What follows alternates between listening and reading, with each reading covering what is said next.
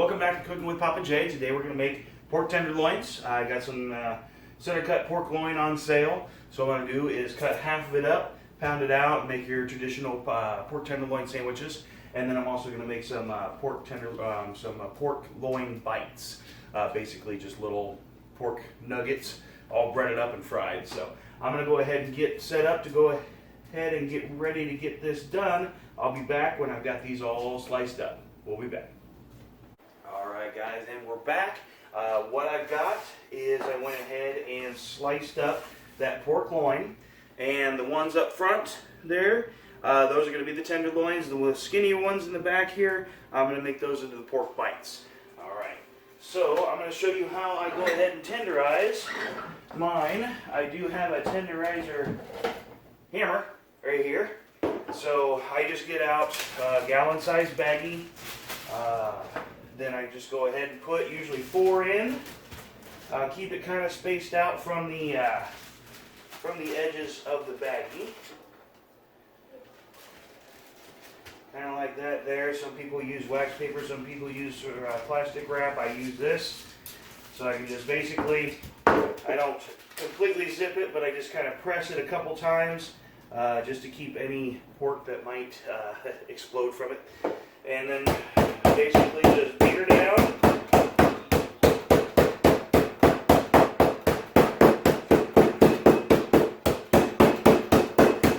And I cut these all into roughly about, I'd say they would be about 1/2 to 1/4 inch size pieces.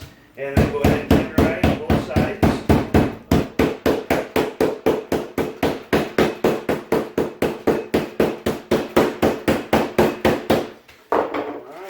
Pull them out of the baggies, and see the tenderizer marks on there, and then they go into, I've got 1 cup of flour in my bowl here, and they just go right into the flour,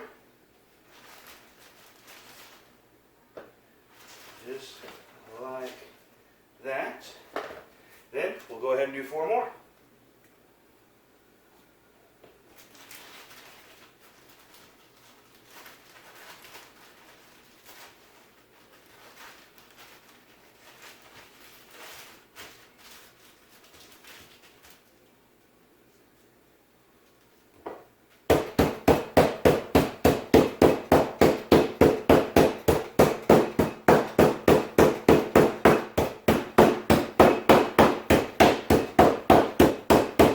Trust me, this bag is going to be good for anything once this gets done. And it's usually good for maybe a couple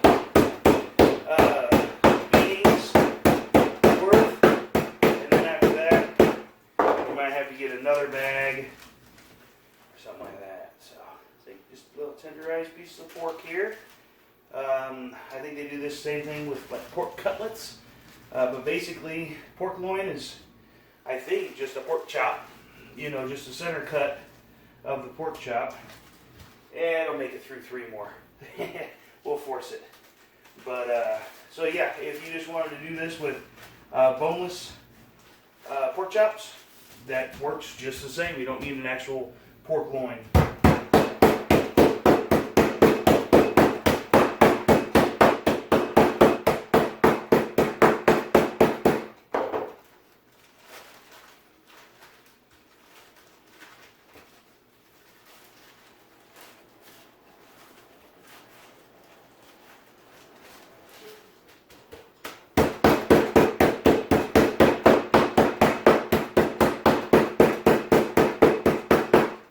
Take these out, keep smashing them down as wide as you want. I like mine about the size of hamburger patties, somewhere around in there.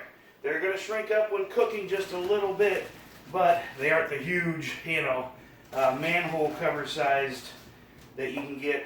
Well, we've got a local place that does a really good one called the Country Bar, and they do really good ones there. So the rest of these, what we're going to do is I just usually take them, cut them lengthwise here. And I'm going to make them kind of bite-size. So I'll probably cut them into 4s. So they're probably 1 inch squares. something about like that. This one here is only going to get 3 cuts because it's a little shorter. And then there's always some end pieces with a little bit more marbling. That's just fine. I tried cleaning them up best as I could. Sometimes I miss spots, like that one there. But it'll all be just fine. So I'm going to finish getting these all cut up, and I'll come back and I'll show you my breading process. Alright guys, then we're back. Went ahead and got that all kind of cleaned up. I've got all my pork inside of my bowl of flour here, and I'm just going to kind of toss to coat this. Basically what I'm trying to do is make the first layer of breading that's actually going to stick to the actual pork, and then the breading will stick to the first layer, and we'll be good to go. So we'll get these all just coated real quick, and then we'll go ahead and get them into, let's go ahead and get them into our egg bowl here. What we're going to do with this here is we're going to go ahead and crack. I've got almost 4 pounds of pork, so what I want to do is I usually go with at least an egg per pound. Is just how I kind of theorize it in my head, is an egg per pound. So if I've got almost 4 pounds, I'll go with 4 eggs.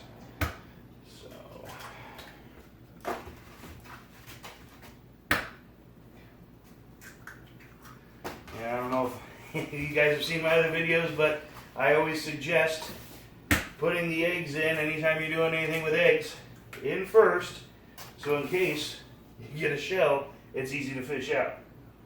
Okay, no shells, we're good to go. Alright, that's all done there. Quick rinse of my hands. Then what we're going to do, guys, is we're going to go ahead and get some milk in with what I consider my egg wash. Most egg washes that I've seen, read about, things like that, are with water. I prefer mine with milk. I don't know why. Could have been teachings from grandma, parents, things like that, but that's what I prefer. So let's go ahead and do 1 cup of milk. Once again, a 1/4 cup of milk per pound, so we're doing 4 pounds. So this is a 1/2 cup. I'm just going to do it twice. So I'll do 1 cup of milk and 4 eggs for my egg wash for 4 pounds. So if it was 1 pound, I would do 1 egg and 1/4 cup. For some reason, once again, it just equates out like that I've done it for years like that. So let's go ahead and get pork, and we'll get this all whisked up.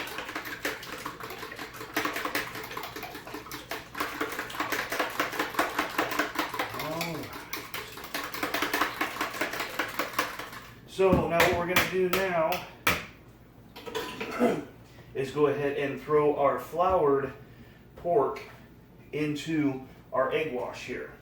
Alright, and we're going to let it sit in there. It's going to create kind of like a paste, and it'll stick really well to the meat you're breading, because I don't know if you saw my chicken video, but with the chicken, I hate it when the bread just falls off the breading.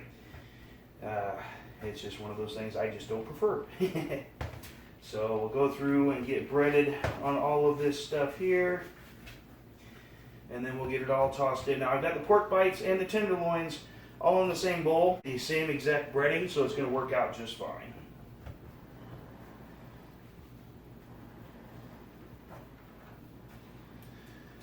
Okay.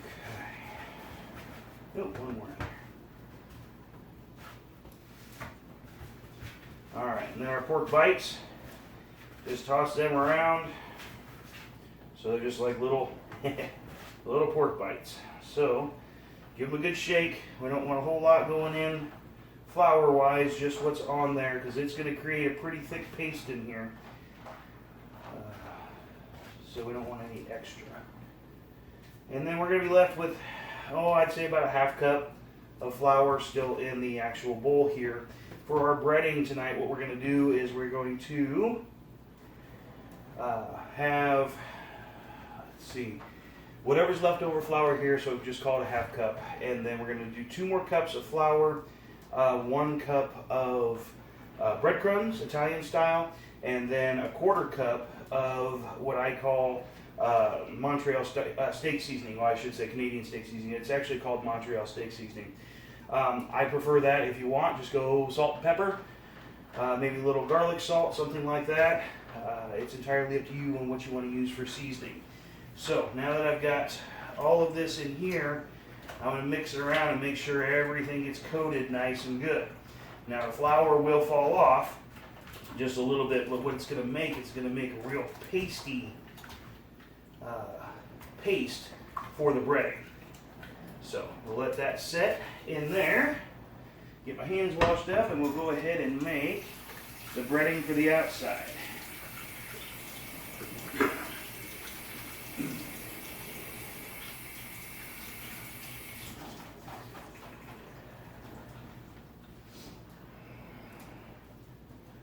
Alright, so let's go ahead and get some oil in our pan.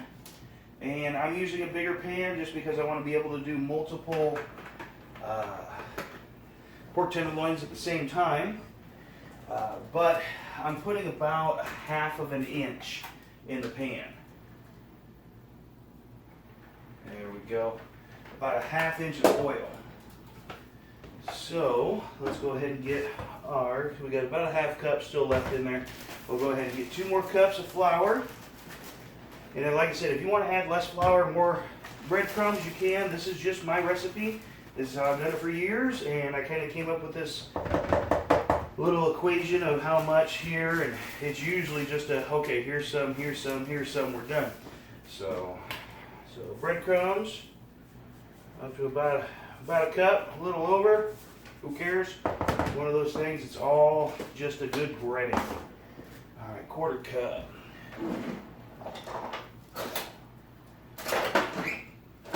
Should have got this out earlier, celery. I apologize. It's a 1/2 cup. It's got a 1/4 cup line. Okay. So.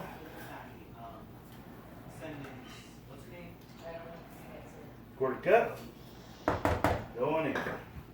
Like I said, if you like it a little bit more, add a little more. It's up to you. Play with it. You'll be fine. Okay, so we've got our breading mixture. Let's go ahead and turn on our oil. We're going to turn it on medium-high heat just to let it warm up. We don't want to get it smoking. That's one big no-no. You don't want to smoke it. You just want to get it up 350, 375 degrees, somewhere in that ballpark is going to work out best. So, looks like all my other whisks must be in the dishwasher. So we're going to use this one. Just to whisk this around just to mix it all up. And we'll go ahead and start our breading process.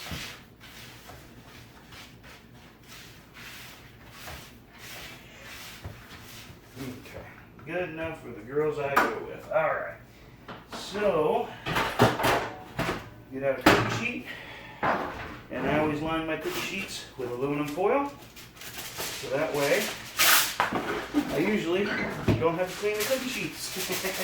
I just put them back away because I know I'm going to foil line it again the next time I use it anyways. So, cookie sheet and foil here.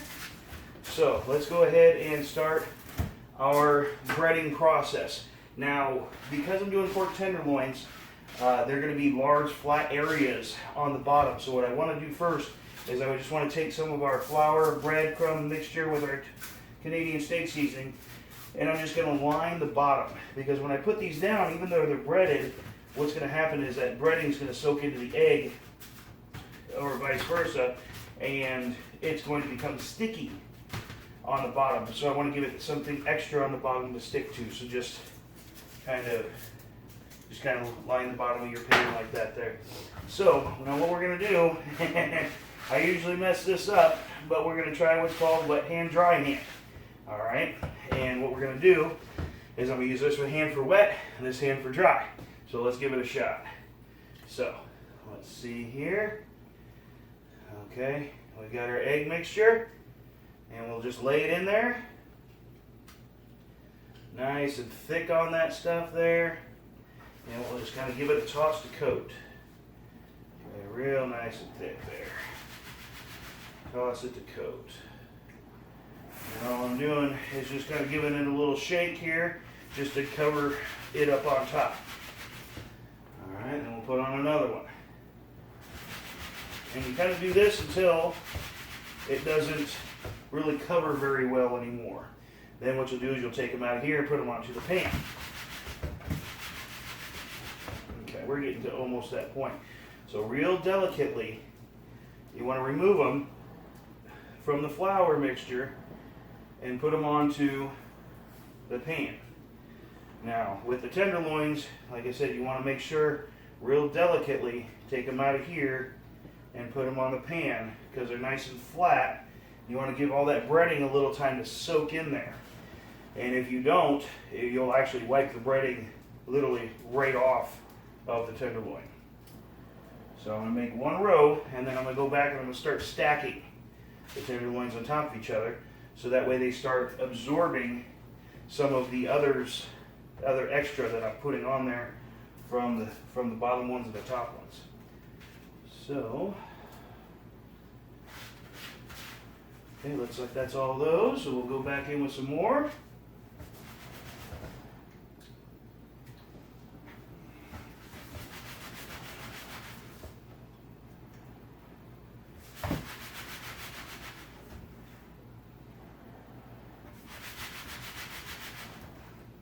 I got one more down in there, yeah.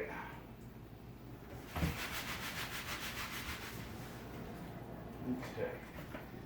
Looks like that's all the tenderloins that I got in there. So, and I'm using my wet hand in my dry hand. I just realized that. Like I said, I always mess this up. And what happens, you end up with cake fingers. So.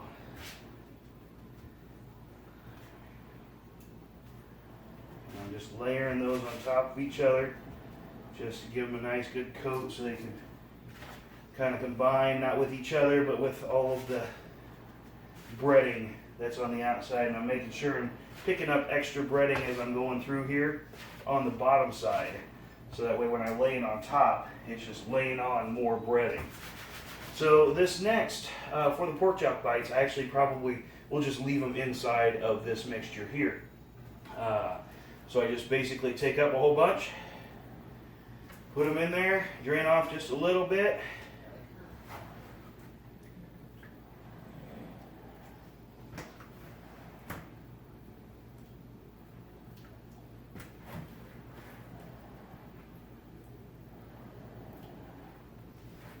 There we go.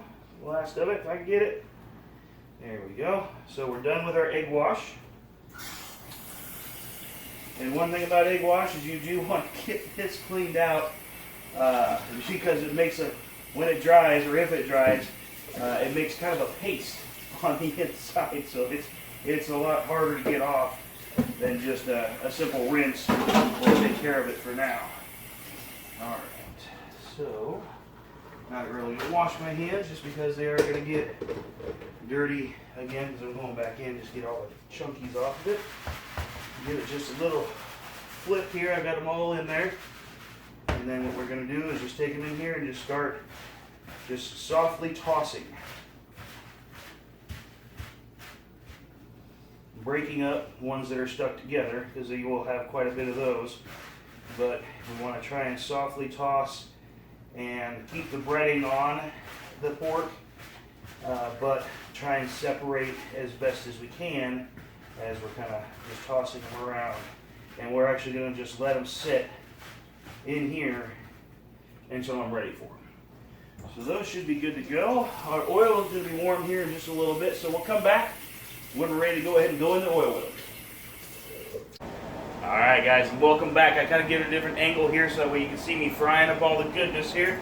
So what we're going to start with is I always kind of give my pork tenderloins just another, in that bottom flour, just another pat. Then we're going to want to give them a little shake. I've got our oil up to about 375 degrees, so we're going to go in with it. Oh, nice and bubbly. Nice and bubbly. Give it another quick pat. Give it a shake. And in we go.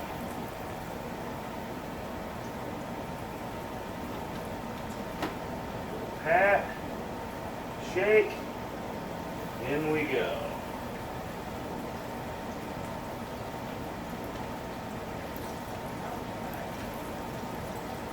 Looks like I got room for one more over here on the side. And there we are. Okay. And let those fry. It really depends on the thickness of the meat. But these are pretty thin, so these are going to fry up pretty quick. So I usually give them probably about 4 to 5 minutes on the side. If that seems too long, then I'll start doing it less and less and less. So we're going to go ahead and get these fried up, and we'll be back when I get them all done. I'll show you the end result. All right. Now I think it's been somewhere about 8 minutes, somewhere in that ballpark.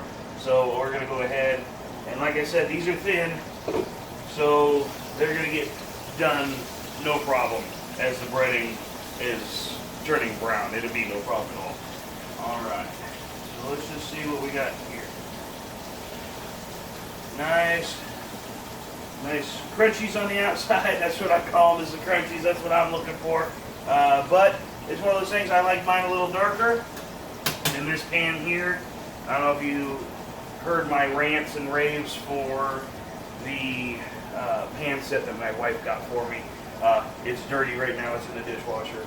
So I had to resort to my old pans, which are still good. T-files, they're real nice, but the heat transference is just not there as well as it is with the Cuisinart. It's just a very good pan. So we're going to leave these in here for a little longer. I'm turning up the heat to about 8.5. I don't know if you heard my chicken video, but I usually grill or fry with the new pans right on 7.5. Have absolutely no problems. On the even at 8.5, it's just not keeping up. I don't know what it is. So, but we'll be back when we're ready to pull them out.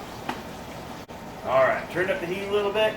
A couple more minutes, and I think they're ready to come out. So what we've got, and this is what I'm kind of looking for, that nice dark brown. It's not burnt by any means, but nice dark brown tenderloins coming out of there. We're going to put them right on my cooling rack.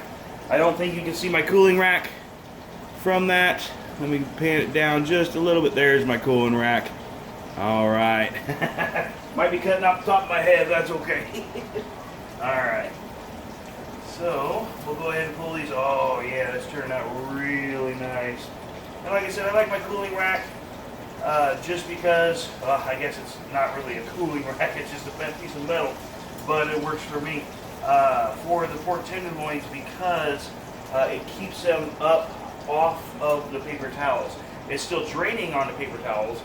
That's just catching the oil, excess oil, but the entire outside is going to get nice and crispy, and you won't get any soggy spots. So what I'm going to do is I'm going to go ahead and just switch it up. I'm going to do some of my pork nuggets or pork bites and get those fried up. I'll show you how I do that. Then I'll finish everything. You don't have to watch all of that. But basically my pork bites, same thing. Just give them a little dusting and throw them all in. And you can usually get quite a few in here because they're nice and small and they butt up against each other. Oop, a little wet spot there. Dab it in, all gone. That must have been the other spot where it was sitting on it. Alright. So you just want to go through here and get all of these. These are so good. I usually just take these and either with mashed potatoes and gravy or with just some of my spicy honey mustard sauce. Oh, they're really good on that. So give all these a toss and all in here.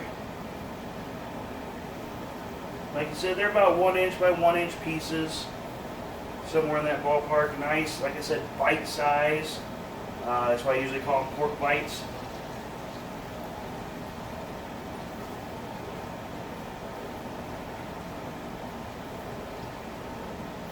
Okay, got most of the pan full, but we can stock her even more. We'll just kind of throw them in there, and I'll shake them all down so they're all one layer.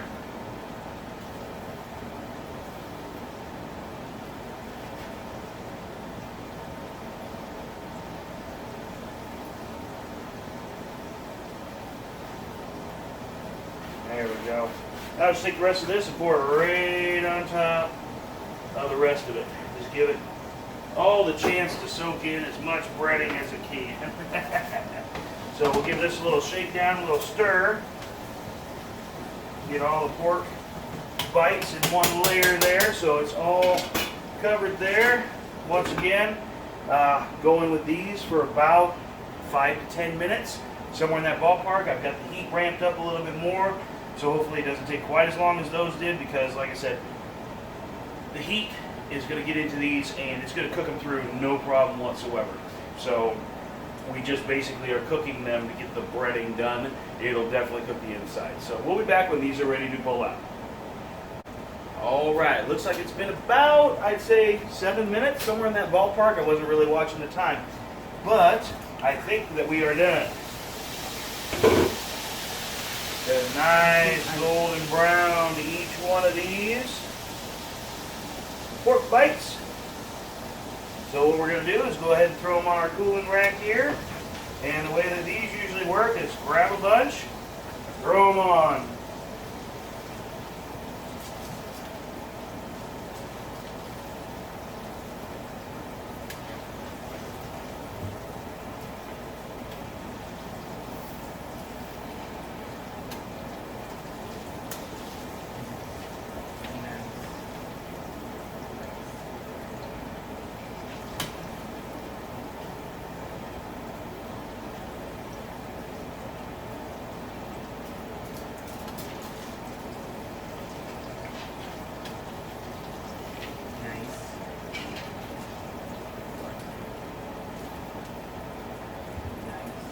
Okay, so got all of our pork bites out there.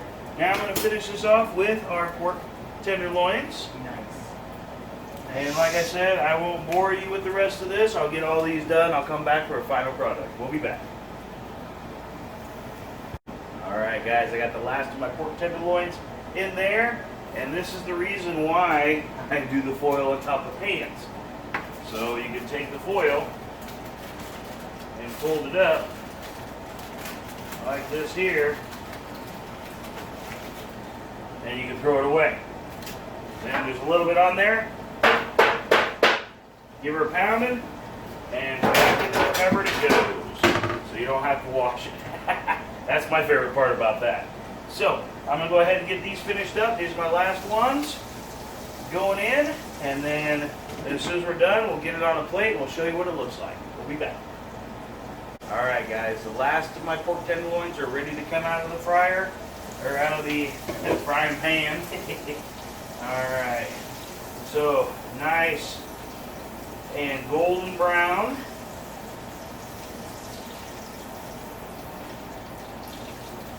There we go.